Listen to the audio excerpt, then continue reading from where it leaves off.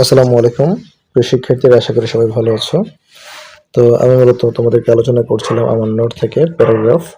তো এর আগের ভিডিওগুলোতে অনেকগুলো প্যারাগ্রাফ তোমাদেরকে শেয়ার করেছি, ট্রাফিক জ্যাম, লোডশেডিং থেকে শুরু করে অনেকগুলোই। সো আজকে আলোচনা করতে যাচ্ছি মূলত এই উইন্টার মর্নিং। ওকে, সো অনেক রাত হয়ে গেছে, প্রায় 12টা বেজে গেছে। তারপরেও চিন্তা করলাম 12:30 বাজে, চিন্তা করলাম তোমাদের জন্য যদি সহজ হয় কাজটা।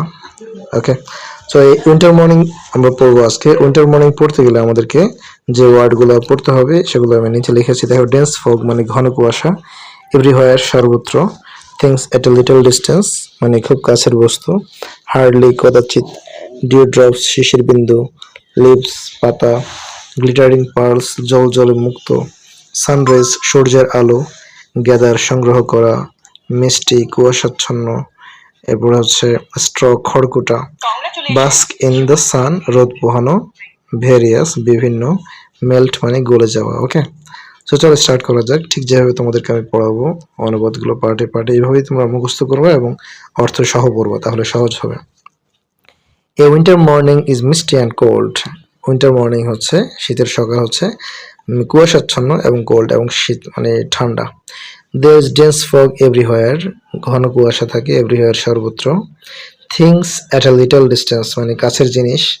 Can hardly be seen, can আলাদা, হার্ডলি আলাদা, একসাথে মিলে দিও না, আমার এখানে কাছাকাছি হয়ে গেছে। খুব কদাচিৎ দেখা যায় মানে কাছের জিনিসও দেখা যায় না বললেই চলে।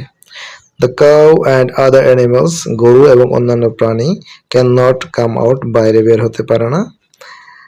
এরপর হচ্ছে ডিউ ড্রপস মানে হচ্ছে শিশির বিন্দু, ফল অন লিভস গাছের পাতায়, লিভস মানে পাতার উপরে শিশির পড়ে, and blades of glass at night এবং রাতে ব্লেডস অফ গ্রাস ঘাসের উপরে জমা হয়ে থাকে। Okay, they look like glittering pearls তাদেরকে দেখতে জলজলে মুক্তোর মতো দেখায় বা মনে হয়।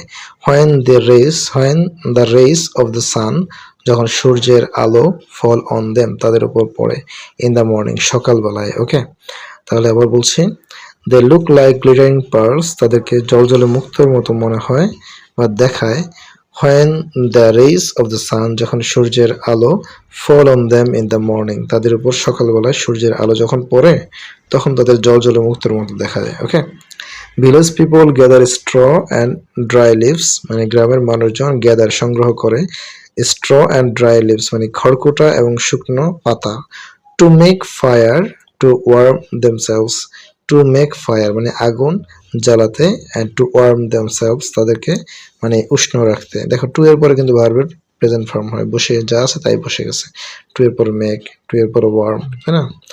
সাম পিপল কিছু লোকজন, বাস্ক ইন দ্য সান রোদ পোহায়, টু ওয়ার্ম দেমসেলস তাদেরকে উষ্ণ রাখতে। পিপল গেট আপ লেট দেরিতে ঘুম থেকে ওঠে, ইন এ উইন্টার মর্নিং সকাল মানে শীতের সকালে ঘুম থেকে দেরিতে ওঠে।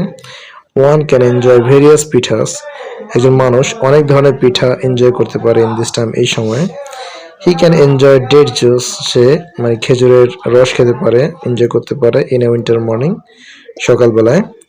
The sun goes up late সূর্য দেরিতে ওঠে, অ্যান্ড দ্য ফগ মেল্টস এবং কুয়াশা আস্তে আস্তে মিলিয়ে যায়। Okay, a winter morning is very enjoyable winter morning খুবই এনজয়েবল হয়ে থাকে।